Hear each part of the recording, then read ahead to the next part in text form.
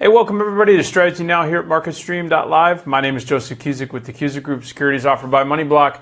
And I want to jump in now that we're starting the Fed Open Market Committee's meeting today. The announcement will be tomorrow.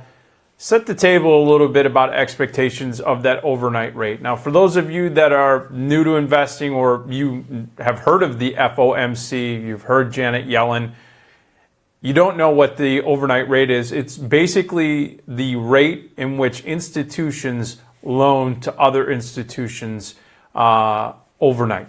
And currently the rate is at 1.25%. And it's slowly been going up in 2017. And there's an anticipation of at least one more rate hike for the remainder of this year, which would then get the overnight rate to 1.5%. So I wanted to give some context here real quick. Going into the meeting, set the table, and then maybe give you some ideas that you can start thinking about as far as positioning in bonds because they are on the move today. Taking a look at the CME Group Fed Funds tool. This is a tool where they basically plot the probability of a funds rate being at a certain level. And currently right now, if you see on the graph, the funds rate is currently at what we say 125 basis points or 1.25%. There's a 96.9% chance that it will be at 1.25. In other words, there is no anticipation that it's going to go lower than where it's currently at this juncture. But there's only a 3.1% probability that it will be at 1.5 to 1 or 1.25 to 1.5. In other words, bumping up from 1.25 to 1.5%. So you're talking about a 97% probability that they're not going to move rates.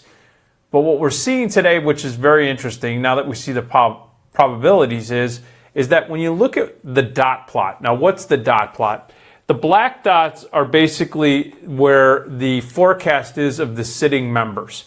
Half the members are basically at right almost 1.75%, and the other half are basically a little bit below 1.25%. So you basically have the average, which are these blue lines right here for 2017, right at around a little bit above 1.25, which this red dot right here is the Fed Fund Futures end of year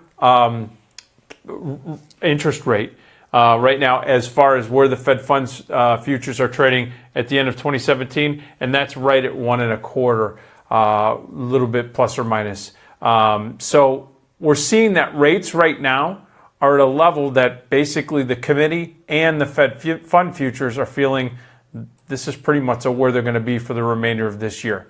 Now, taking a look at the Treasury markets, as we discussed this morning on what's hot in the markets, you're clearly seeing TLT down $1.53 or 1.22%.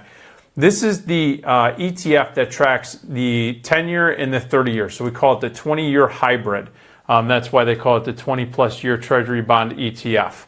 Now, this has been trending to the downside pretty significantly over the last few sessions. Tried to rebound over the last 10 days, and today down. But in that battle zone, if you look at it on a monthly chart, it's in a battle zone between the 20 and 50-day moving average.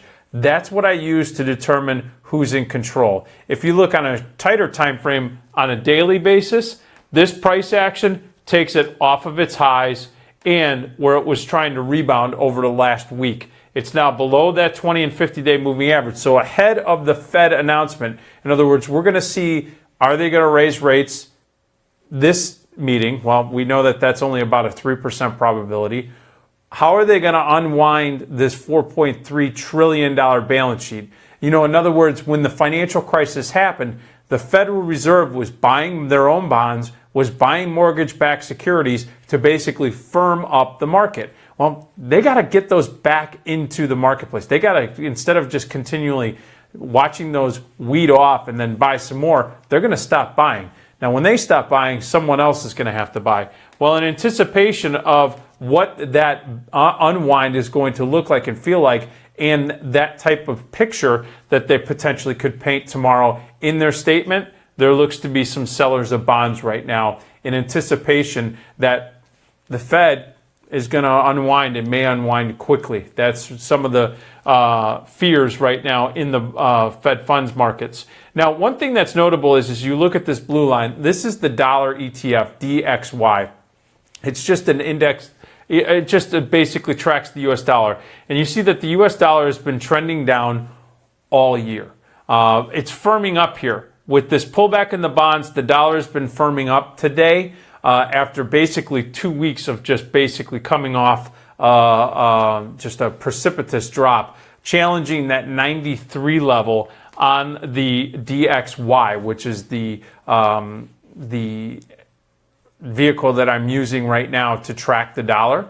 And this is interesting because if we continue to see this sell-off in the bonds and firmness in the dollar, this could be a catalyst, at least where the dollar is basing, not going up necessarily. This could be another catalyst for the stocks because earnings have been pretty solid, and we're going to watch this very closely. TLT right now has a implied volatility of right around 10, and it's on its lows. As a matter of fact, its average implied volatility, which is basically just a forecast of potential movement, is at 1170. In context, if you look at it over the last 52 weeks, in other words, the last year, we're at an IV rank of 11. So on our scale of 1 to 100, we're at the lows. So there's not a heightened anticipation, at least being priced into the options, of a big move, but yet we see that bonds are down 1.19% on TLT.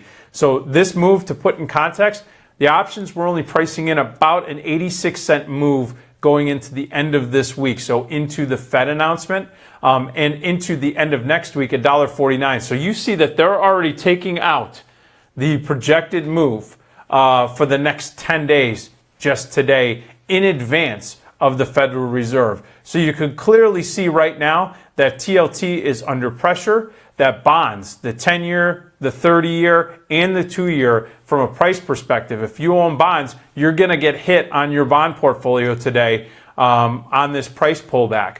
Now, yes, you're getting coupons and you're getting payments over the course of the time frame of your bond, but the price hit today is going to be pretty significant. So, for example, if you owned a 10-year bond, and let's just take a look at the 10-year right now. I'm going to scroll right here. The 10-year bond is down 0.5%. Now, the 10-year bond's yield is at 2.32%. So to put this in context, you've lost 0.5% in price loss. And you're over 10 years going to get paid 2.3% if you bought that bond today. So you can do the math. You're going to have to sit on that bond to get back what you've lost on price for quite a few years before you'll even be to break even. So this is the struggle that people have, and that's why anybody that was buying bonds down here is now looking to sell them in front of the Fed. We'll watch this action very closely, but that's strategy now. Join us. I'll be popping on talking about other strategic approaches, some ideas to get you trading better, trading more transparently, and most importantly, trading confidently. All right, folks, we'll see you later here at MarketStream.live. Have a great day.